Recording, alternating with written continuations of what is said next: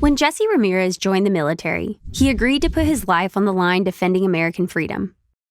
Years later, the Gulf War veteran lay helpless, unresponsive, and starving to death in an Arizona hospice bed while his sister, parents, extended family, and an armada of strangers fought to give him a second chance at life.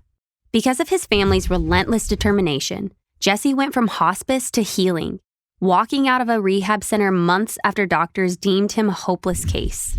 Here's the story of how Jesse got his second chance. Jesse and his wife's marriage was in serious trouble.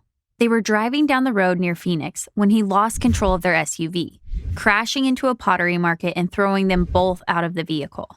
Jesse's wife suffered some injuries, and the wreck left Jesse with a broken neck and major head trauma. Still, even though Jesse was badly hurt and required several emergency surgeries, he did not require life support. All he needed was a feeding tube. During this time, his family reported that he was responsive, that he would squeeze their hands in response to commands, and that he would react to their presence.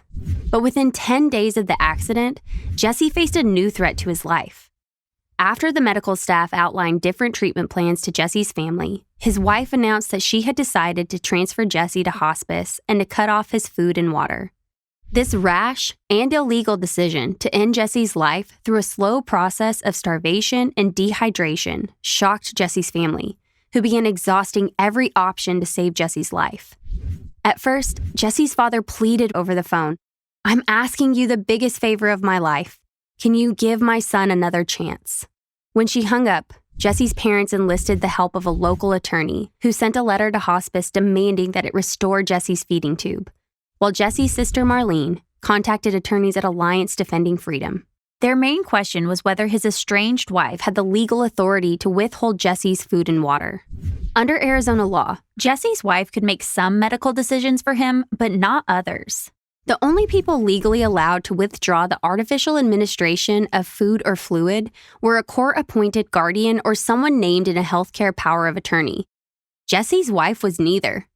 So ADF attorneys filed an emergency petition asking the court to appoint Jesse's sister to make his healthcare decisions. The judge decided to hear evidence from both sides on the following day. But time was running out. It had already been 5 days since hospice staff had removed Jesse's food and water. That afternoon, however, the hospice center received ADF's petition, saw that Jesse's wife had no authority to remove his food and water, and so its doctors restored them. At the hearing the next day, the judge appointed a third-party guardian and prohibited anyone from removing Jesse's feeding tube while the case continued. Meanwhile, Jesse's friends and family continued to report that he was responsive and frequently moved his arms and legs.